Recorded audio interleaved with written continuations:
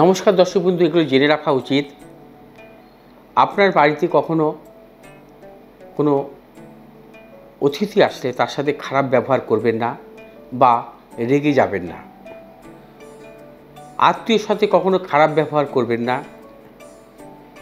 আপনার গৃহে যদি কোনো সাধু সন্ত বা ভিখিরি আসেন, আপনার যথাসাধ্য মতন তাকে দান করবেন, কখনো কিন্তু ফেরাবেন না। পশু পাখিকে সবসময় খাওয়াবেন, সেক্ষেত্রে কিন্তু শনির কুপ্রভাব থেকে আপনার দূর হবে এবং গ্রহরাজ তাতে সন্তুষ্ট হবেন।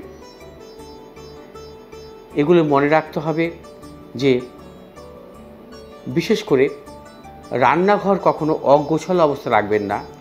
রান্নাঘর হচ্ছে অন্নপূর্ণার স্থান। অগোছালো থাকলে মা অন্নপূর্ণা কিন্তু অসন্তুষ্ট হন।